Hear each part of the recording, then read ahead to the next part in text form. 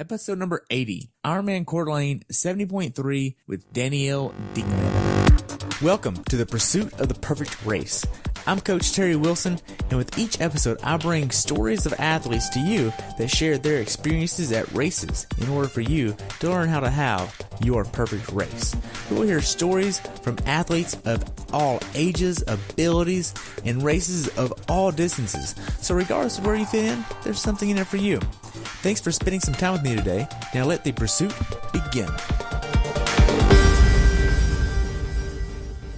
Hello everyone, and welcome back to the Pursuit of the Perfect Race. Today I have the pleasure of talking with my friend Danielle Dingman about her recent race at IRONMAN Cour 70.3.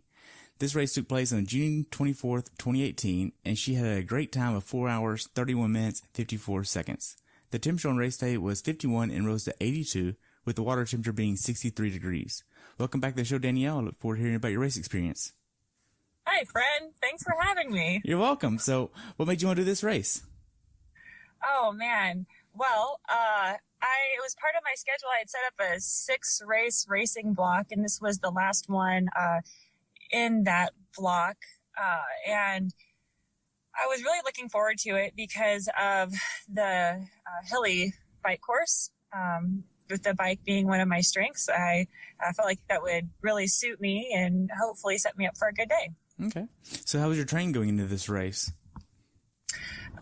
Well, I had a lot of races, like I said, going into this. Training had been going well. A lot of my races had, maybe 2 to 3 weeks between them. So all 6 of those were within a 14-week time period. And so this race, I actually had about 3 weeks in between, which was nice to have a little bit more recovery time. So I felt more rested going into the race. Yeah. Okay. So the 3 weeks before this race, I would assume the last week before or the week of the race was kind of like a taper week. And then the week before that was a bigger build week, right? And then yes, kind of like a recovering week off of the previous race, right? Yes. So what was the longest swim, bike, and runs that you did in between that little time frame? So as far as my training hours go, I'm fairly limited with working full time. So I guess about the 2 weeks before was around 15, 16 hours. And then the week leading into the race was a bit less than that, especially with travel and whatnot. But I was in the water Monday, Tuesday, Wednesday. And Wednesday is when I left for the race, actually. I drove up to Kansas City and then flew out on Thursday. And then I rode Tuesday, Thursday, Friday, Saturday, and did some running mixed in there too. But just kind of spread it out pretty evenly throughout the week. Okay. Nothing too intense, but definitely got in some openers on my runs and my rides, just to get the legs turning over and feeling fresh. Okay, so with racing so much, did you experience like getting almost burnt out at all, or are you still feeling fresh? Not really. I think mentally I felt fairly strong throughout the past few months. I think physically there was times when I just really wanted some more naps and just a little bit more rest. But yeah, I think all in all, I'm really impressed with how we managed my time and managed expectations.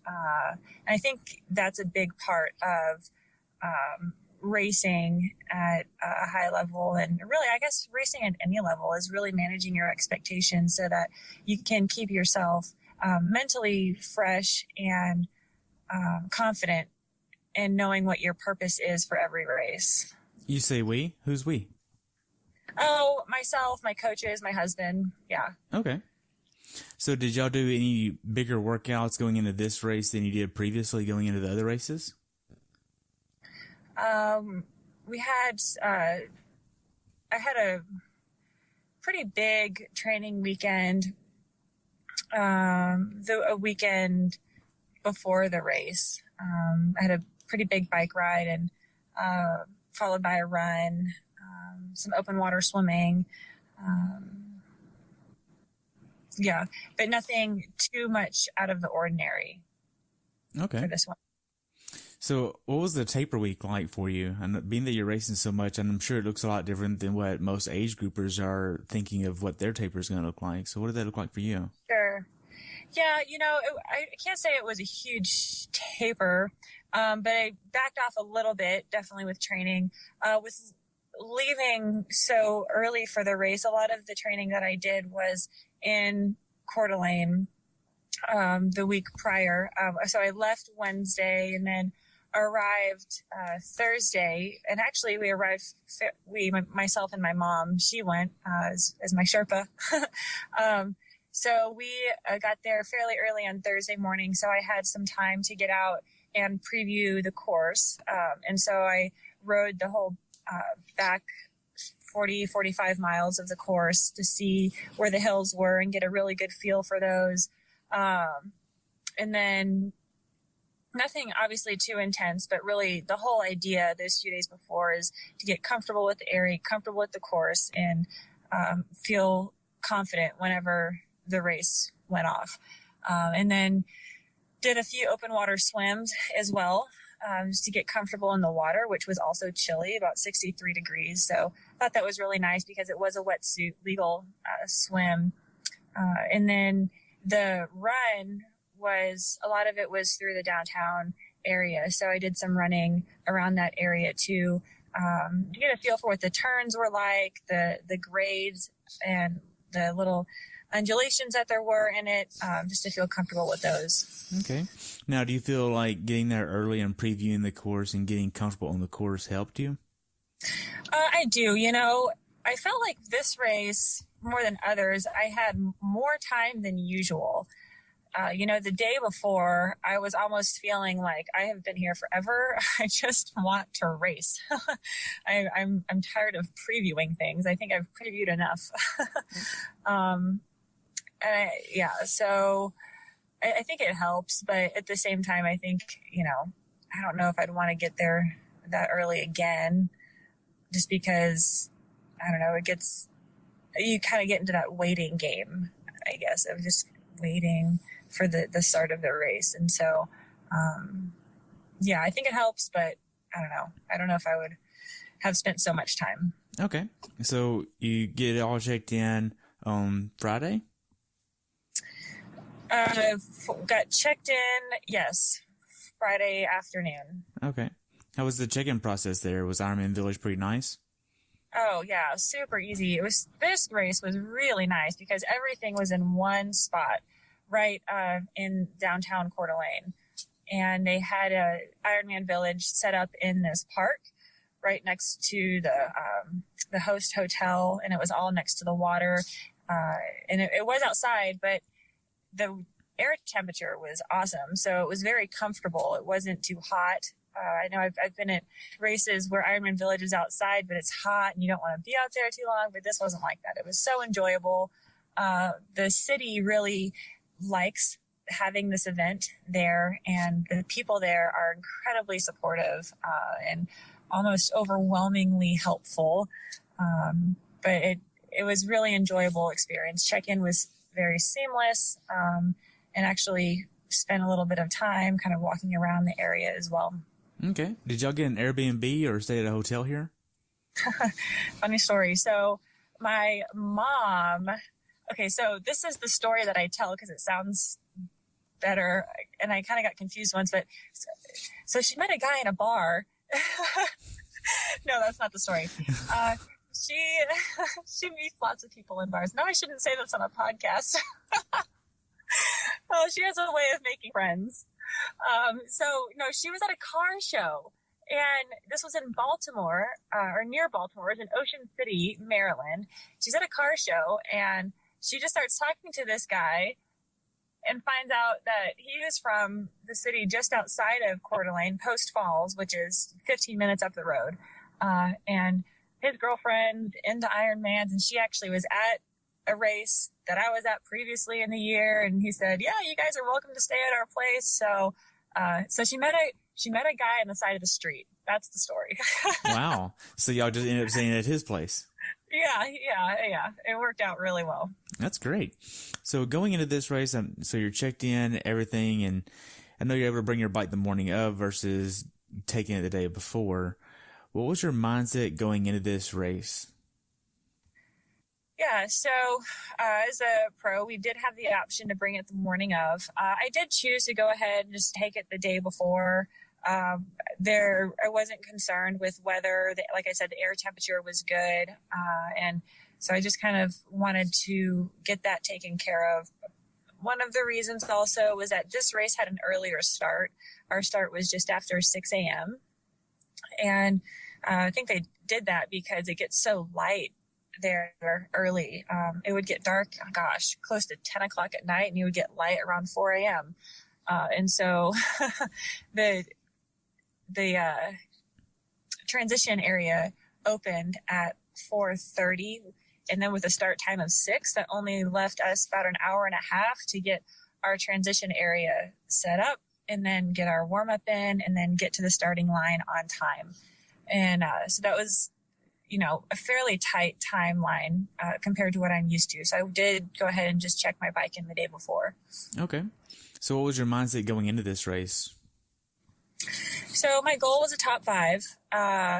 And that had just been one of my goals for this season, was at least one top 5 finish. And I, was feeling really motivated just to get out there and leave it all out in the course, but also to, have fun in the process, stay relaxed. And, something that I like to do is visualize how I want to feel at the finish line.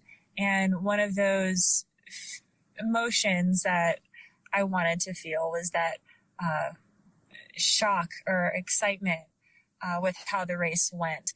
And sure enough, we can talk more about this later as we talk about the race more, but that is what I ended up experiencing. So I did some of that visualization before the race. Okay.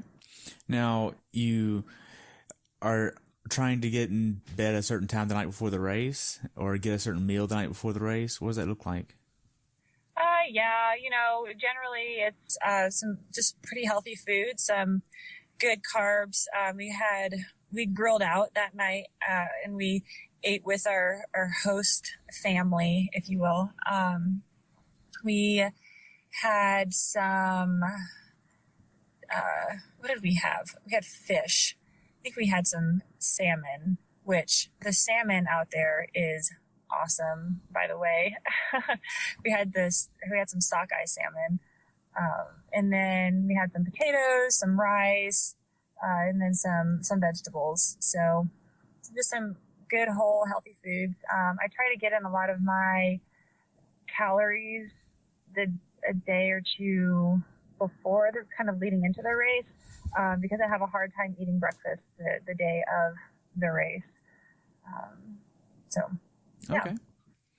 So you get up on race morning. What's your race day ritual, being that you don't have to really worry about the bike? Yeah, so I get everything laid out the night before, so I make the morning pretty easy for me. But it's just getting up, getting dressed, getting some oatmeal or whatever oatmeal I can eat in me, some coffee, some water, and just jump in the car and go. Okay. Now, you get to transition. Did you hit any traffic on the way there?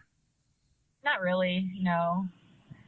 We came in from, like I said, Post Falls. That was about 15 minutes away. But we had already had an idea of where we wanted to park in advance. So there was a lot of parking in the downtown area, so it was pretty easy to get in. Okay. And y'all had to pay for parking? Yes. Okay. We did. Did y'all have to, was there plenty of parking to be found, or was it limited? Yeah, there was a lot of spots. We didn't have any issues finding parking. I think part of the reason is that the main hotel for the race was within walking distance of transition. So I don't think that there was as many cars as a lot of the other races. Okay, that makes sense. Now, you get the transition, you're still using your Trek, right? Yes, I am. Okay, and so are you prepping your bike a certain way to prepare for this course? To prepare for this course, not specifically, but I did, because I had left it outside, I did make sure that I wiped it down really good. I cleaned the chain, re-lubed the chain, just to make sure that was all good. Kind of went through some gears to make sure they're working properly. And then once I got comfortable with that, I put my bottles on the bike, put my nutrition on the bike, and put my shoes on the bike, and then finished kind of setting up my run gear, and then spent time walking through the transition area to get a feel of the path that I would take during those transitions. Okay. Now, what kind of PSI are you using for this course? I ran what I normally do is between 90 and 95. Okay. And for your wheels, are you using the same wheels that you always use, or are you changing that up any? Nope. Atom composite wheels. Okay. Are you rocking the deep wheels or a disc or anything? No, I don't have a disc. I haven't used one yet this season. I think that's something I will probably look to for next year, but I've stuck with what has been comfortable and what I know for right now. Okay. Now, so you leave transition and you head down to the swim start. You're getting your wetsuit on and all that fun stuff. Are you getting any last minute nutrition in? Yeah, I think, like I said, I didn't eat as much oatmeal as I probably should have. So I think I scarfed down half a Cliff Bar, and then a goo about 15 minutes before the gun went off. Okay. And were you able to get a warm-up swim in this time? Oh, yeah. And it was important in this race just because the water temp was chilly. So I got in the water, got some water in my wetsuit just to kind of take away that shock factor. And then were able to get in some swimming. And I think I spent a little bit more time than usual just because it was chilly. Okay. Now, were you doing any type of actual warm-up swim this time? Were you hitting some surges, just doing something easy? What were you doing in the water? I just spent some time getting that feel for the water. I don't have a specific routine, quite honestly, when it comes to doing a swim warm-up before a race, but just making sure I feel comfortable. I also spend, a few minutes looking at the path for the buoys and picking out any landmarks that I want to use during the swim. And getting a feel also for where the sun is, just so that I'm ready to deal with those things whenever the race starts. Okay. So the gun goes off for the men, and apparently they go off course a little bit, and then y'all laugh about that? Yeah, there was a little bit of that. Wow. Don't do that. I don't know where they were going. This was the straightest course in the history of Ironman courses. It was straight out. I don't know what happened. I think Matt was misleading them on purpose, maybe. Okay. I don't know. Okay.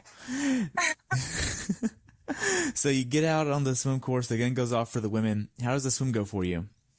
Oh my gosh, it was the best one I've ever had because I was with people the whole time. It's the little victories. We've talked about this. This one's my weakness, right? And so right. About 500 or 600 into this, I'm still with a fairly large group of people, and that was a somewhat new experience for me. And so I really just tried to roll with it and stay attached for as long as possible. And I found myself working with this smaller group, about 3 or 4 of us, and we kind of switched places back and forth a little bit, but I kind of worked with that group for the whole swim. And then Yeah. And so that's, it was really, like I said, a new experience for me because it changes your whole race when you can come out of the water within striking distance of other competitors instead of coming out of the water and knowing that they're minutes up the road. So it was a nice experience. So I hope I can replicate that again. Right, because whenever you did Raleigh, it was a little bit different situation with that because you had a little bit of a gap there and you're minutes behind them, but those minutes translate into a long distance on the bike. Yeah, that was terrible. It took me an hour and 40 minutes to finally see a person. So this time it was much different. I constantly was in striking distance of somebody. So that was nice. Wow. So you get out of the water. Was there wetsuit strippers there? I think so. I don't really remember. I think I was just so focused on getting to my transition area. Okay. So you get to your transition area. You have a quick transition of 2 minutes and some change there. And then you head out. How does the first 2 miles of the bike go for you? Yeah. So the bike started off going through town, and there were 9 turns on the way out, and then we hit most of those same turns on the way back until we went out of town. And so I've have experience racing crits and cycling, and so I think some of that experience played to my strengths in this first part of the course. In the days prior to the race, I had spent some time getting really comfortable with those turns and scoping out any grates or potholes or cracks in the street just so that I knew the lines that I wanted to take during the bike, just to prevent something from happening. And so I got really comfortable with that so that when I was in the race, those corners were very familiar. I was comfortable with them and I could take them at high speed. And so that was really the first part of the bike. There was the turnaround. So let's see, we went through town and then we had a turnaround, and that was a nice turnaround because it was a fairly wide corner. It wasn't quite as sharp as some other turnarounds, so we were able to hold a little bit more speed in that. And then kind of came back through town, and then we were heading out on the major highway to get to some of that climbing. Okay. How did the middle part go? Good. I made up most of my time either going up the hills or down the hills. And so we had, a couple long climbs in there, but they weren't too terribly steep, which, was nice. It was just a lot of really steady, consistent power going up those hills. Okay. Now, were you using socks for this ride? No, I don't ever put socks on. Okay. Now, were you trying to hit a certain power number on this bike ride or a cadence? Yeah. No, I haven't been focused so much on my power during races just because there's different factors that can affect your power on any given day. So a lot of it is going by feel and heart rate, and then some cadence too. Okay. So it looks like you passed about 7 people on the bike. How did that feel, passing people, and did that give you more confidence? Oh, of course. Yeah, no, it always feels good. But it's also a risk because it does take energy when you see somebody up the road. You have to commit to going to get them if you really do want to pass them. And so you just have to be smart about it, so that you don't burn too many matches and wear yourself out for the run also. Okay. Now, did you see any flats on the bike course? Any flats, like flat tires? Mm-hmm. No, but I had one. Really? Like the 2 days before the race. Mm-hmm. Yeah. So the bike course, this road it was on, it had a really big bike lane or emergency lane. In that lane, there was a rumble strip. And then to the right of the rumble strip, where we would ride, there was lots of trash, glass and rocks and just some debris. And so I did flat in the days leading up to the race. And, part of the reason, it was a pretty trafficked road. So pre-riding the course, it was a little bit uncomfortable because there were big trucks out there, quite a bit of traffic. And so I did stay in that emergency lane. And Ironman did a really good job before the race cleaning off the shoulder. And so during the race, I didn't have any issues, and I didn't see as much trash as I did in the days leading up to it. Okay. On the bike course, was the quality of the road pretty good as far as quality of the road itself? Oh yeah, the road was great. Okay. Mm-hmm. Now, I know we've talked about your nutrition plan in the past. Were you still trying to hit the same number of calories this time? Yeah. So with it being a little cooler, it's easy to not eat quite as much. And so definitely had to remind myself I needed to keep eating and keep drinking. And so just kind of stuck to what I had been doing previously. And that's with my Cliff Bars and goo packets. And so I did end up missing an aid station, which, I really wanted that aid station. They had 3 set up on the course, one every 15 miles or so approximately.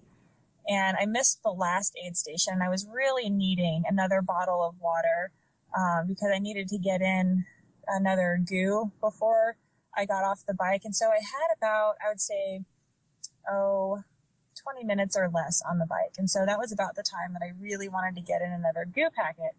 But I didn't have enough water to do that. Well, this aid station was situated towards the bottom of a long descent.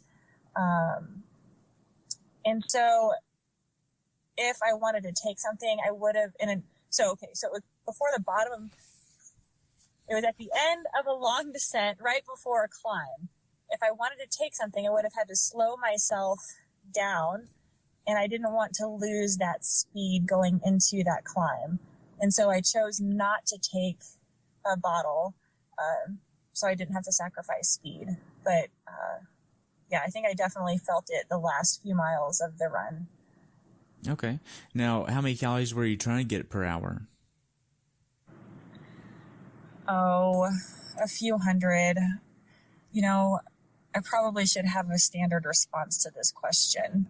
I get in about a whole Cliff Bar and about 4 gels. So you can do the math. Okay. Oh, and I have some stuff in my bottles. Okay. So how do you know how hard to push in the earlier stages of the bike ride so that way you don't fall off on the backside of the run? That's a good question. I have been doing these races really off of feel. And I have also been watching my heart rate. Earlier in the year, I was having some issues with my heart rate being pretty high the first 20 to 30 minutes of the bike. Upwards of 170. And that's just really high for me to maintain and still feel okay on the run. And so I've done a good bit of work to try to get my heart rate down quicker on the bike. And so that's kind of one of the metrics that I watch is my heart rate, to try to get it below 160 on the bike. And then I try to keep it within that range. Is 160 a certain percentage of your max? Oh, I'm sure it is. I don't know what it is, but it's just kind of from the data that we've been collecting and how we've been analyzing these races. It just seems kind of a good ballpark to keep it in upper 150s, low 160s. Okay. As far as the bike goes, how did you execute this bike strategy that you had? Oh, I feel like I did a good job on the bike. My legs weren't didn't feel as good as I wish they would have. But overall, I was pleased with the bike. I think I did a good job with my handling and ended up passing somebody on the long descent. And so I was just pleased with some of those things. Yeah. Okay. Now, is there anything that you'd want to tell anybody to be aware of that hasn't done this bike course before? Well, there's some good climbs on it, so I would say just to be mentally ready for that. But what goes up must come down. So don't psych yourself out too much either. It's a pretty area, especially when you get to some of the tops of those climbs. I mean, the view is really nice. So, have fun with it. And one thing I heard Triathlon Taryn say about this course, and I actually got to ride with him before the race. And we did the bike course together, and he said it's an honest course in that the hills weren't too terribly hard or too easy, but it just kind of really kept you honest, so that, people that went out really hard, you're probably going to end up seeing them later. So I guess that advice would be just to be cautious with how much effort you are putting in to those big hills early on. Okay. So the last mile or two on the bike ride, are you doing anything to prepare for the run? Mentally, I start thinking about the transition, and I make sure that I'm thinking about taking my time dismounting my bike. It can be easy to come in too hot on a transition, and so I think about when I want to start taking my feet out of my shoes. Obviously, don't want to do it too soon, don't want to do it too late. So I just try to get myself ready for that, and then I take my time. It feels like it's taking a lot of time, but it's probably a lot less time in an actual race situation. But I take my time dismounting my bike so I don't do something stupid, which I've done stupid things transitioning before. So, yeah. Okay. That's kind of what I do. So you get a T2. How does T2 go for you? Really good. I got off the bike, got the bike on the rack, put the shoes on, grabbed my race belt, my hat, and took off and got on the run course. Okay. And I think I ended up having a pretty fast transition. Yeah, 116. And you have a new belt too, right? Yeah, I used the T1 Pro race belt. And that thing's, it's fast. It's really easy because it has a big magnet. And so you don't have to worry about clipping a buckle together. It just snaps together pretty much on its own and really quickly. Okay. So how do the first few miles of the run course go for you? Pretty good. Like I said, it goes through the downtown area and neighborhoods, and there's lots of people out there, which is really nice. So you kind of feed off of that energy, especially within the first few miles of the run. Okay. Now, were you pushing the pace from the start, or did you take a minute to get settled and then start pushing it? How did that go for you? Yeah. I try to just find my rhythm, right? It usually ends up that my first mile tends to be my fastest mile in my races, and I think this was the case with this one also. Not too much faster, but I think my legs are generally still a little numb from the bike, and then all of that kind of settles, and you start feeling your legs again getting into the second mile. But I did kind of take my time to get a feel for how my body's doing and establish a pace for myself. Okay. Now, did you have any cramping or GI issues on the run? No, not at all, thankfully. Well, good. Now, how did you know how hard to push in the earlier stages of the run versus the later portions of the run? Well, it's hard to, like, it's hard to say. It's just kind of one of those intrinsic things that you feel like you know when you're out there. Like I said, when I start the run, I just try to get a good feel for how my body's feeling. I'll look at my pace and see what that's doing. And then try to maintain that pace for the duration of it. I try to keep fairly even splits. Okay. Was this a hilly course? There were some mild grades on the course, kind of like a false flats, if you will. It's kind of one of those feelings like, man, we're not going up a hill, but I feel awful. And then you realize, oh, I was going up a hill. Right. So there was kind of that false flat feeling on the in the last mile of the loop. And then it did go down, visibly descended a little bit, and then you would come back up that and then head back down that false flat. Okay. It wasn't bad, though. With the run course, would you say this is an easier run course than Chattanooga? Yeah, I would say it is. Okay. With the support on the course, how were the aid stations on the run? Oh, they were great. They were evenly spread out, and there was, everything that you needed, from water, Coke, Gatorade, gels, bananas. Yeah. And I felt like I always had water when I needed it. Okay, that's good.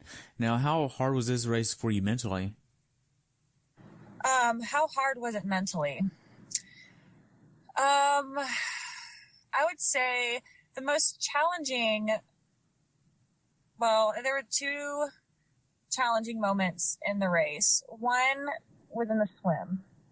And like I said earlier, I was still with a fairly large group of people, 500 or 600 into the swim. And I remember feeling this wave of anxiety come over me, feeling like, oh, I shouldn't be here, because in previous races, I was kind of shot out the back door early on. And then I had to remind myself, no, yes, you should be here. Relax. You're fine. And so I was able to work through that. Ended up having a good swim for myself. And then the other challenging moment came, I would say, in the last couple miles of the run. Like I said, I probably didn't have quite as much nutrition as I needed to, missing that aid station on the bike. And so I could definitely feel my blood sugar tanking. And so it just came a matter of digging deep and fighting those last couple miles, because it would have been really easy to kind of hold back or not give everything that I could. And then also on the run, I knew when I was in 7th, and then I knew when I saw 6th place up ahead of me, I thought, I could sit here and just kind of hang out and then pass 6th place, 800 to go or something. And that would secure me within the quote unquote money spot, right? But that, I was like, well, that's not right. First of all, you shouldn't race like that. Because you don't know where 5th place is. I could pass 6th, and 5th could have been right in front of her. Also, I've always believed that you should run your own race. And I had to remind myself I needed to run my own race and not play games like that. And so I started timing myself in comparison to 6th place. It's like, okay, I'm 20 seconds behind her. And then I'd wait a little bit. Okay, I'm 17 seconds behind her. Okay, wait a little bit. Okay, I'm 13 seconds. I'm making up ground. I'm just going to go for it. So I passed her, so I'm in 6th. And then sure enough, hey, there's 5th place. Oh, man, it worked. So I looked at 5th place, and I was like, she looks like she's hauling. I don't know how I'm going to pass her. And I don't know if I do pass her, if I'll be able to stay away from her. Well, you know what? It's your last race. in this block. You might as well just go for it. And so I committed to it. I passed her. And then at that point I had about, I want to say 2.5 or so miles left. And in my mind, I just was running away from from her because I wanted to stay in fifth, and I didn't know if she was coming or not. And so I just dug deep and tried to finish strong. Wow. So the last 800 yards before the finish line, how did that go? Oh, man, I was super happy. Yeah, I was super happy. But I also still didn't know where that girl was. So I was still trying to finish hard because I didn't know where she was. And the last thing I wanted was for her to come sprinting past me. Wow. So how'd the finish line go? Oh, it was good. It was really an exhilarating experience. It was exactly what I had envisioned, just that feeling of shock and awe and happiness because, I've worked really hard and ended up with that fifth place finish, which was a goal. So, yeah, I was really happy. Okay. So after you crossed the finish line, what did you get to do next? I hugged my mom. Yeah. And then I ate some pizza. Nice. So were you able to actually get down pizza pretty easy? Yeah, I think I could have eaten anything. Okay. Which, yeah, I was hungry. How was your recovery process from the race? So recovery really consists of kind of walking around aimlessly to find the food and then eating the food.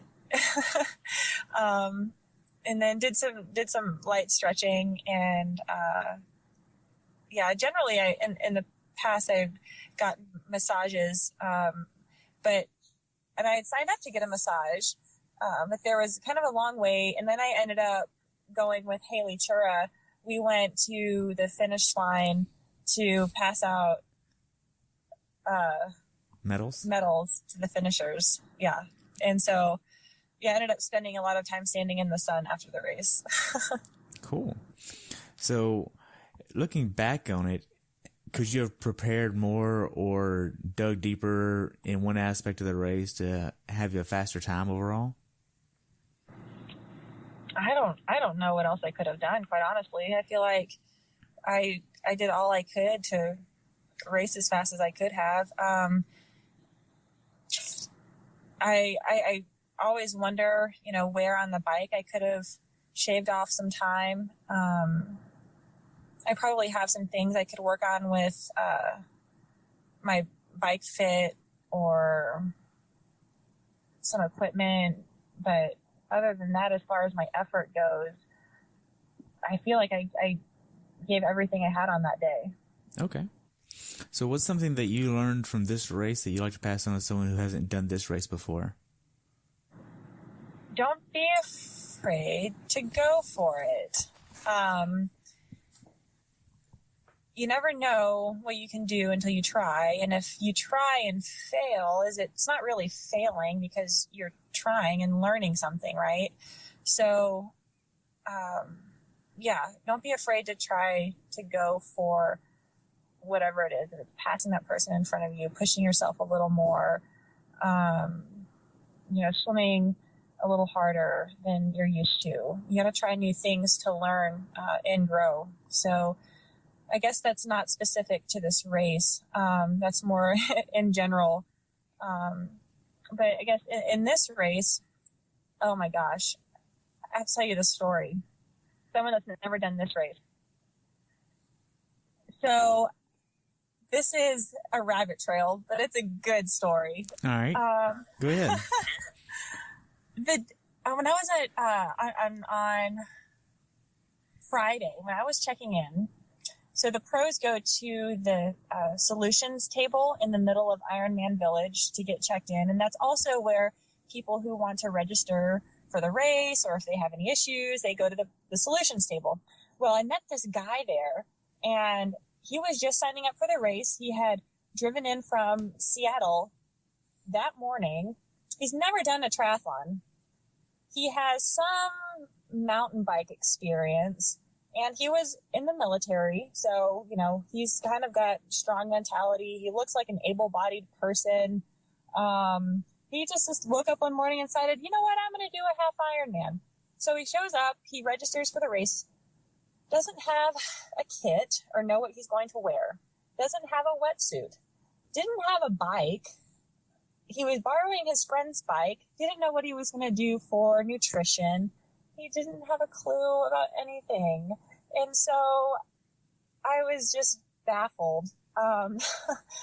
As somebody that prepares every, detail. So I spent a good about 20 minutes or so with him, just trying to talk him through some of these basic things that you need to do for a triathlon. And, I was actually impressed. He finished in 5 hours and something. So it was really respectable for not having a clue. So I tell that story to go back to your question, which is, what would you tell somebody who's never done this race? You're probably way ahead of that guy already because you're listening to this podcast. Right. So. Wow. Yeah. So could Ironman have made your experience better? No, I think I had a great experience overall. Okay. Well, we covered a lot. Do you have anything else you'd like to add about the race? Nope, I don't. Thank you. You're welcome. So just a few more questions. What races are on your bucket list? Oh my gosh, my bucket list? Maybe when I'm 50, I'll do Norseman. 50? Yeah. Wouldn't you be in better shape before 50? Well, I mean, who knows? I could be in better shape when I am 50. What else is on your bucket list? Oh, I don't really have anything else on my bucket list right now. Just that one. Yeah. Wow. So how can athletes follow you? I'm active on Instagram and Facebook. Instagram's DC Dingman, and then Facebook, just Danielle Dingman. Okay. Find me with a goofy picture with myself and my husband. So. Nice. So what's next for you? Well, I'm not 100% positive. I have some ideas of what's next. I'm still working out what the rest of this year will look like, but I will be racing later in August and through October. Okay. Yeah. So I'm just finalizing which races those will be. Okay. I only have really one more question. Being that you've been on a few times, I get to ask something new, which is always fun. So if you could put together an ideal race course to include weather conditions, what would you want in a race? We still have to follow all the rules. It's your ideal race course. My ideal race. Can it just involve riding a bike and running?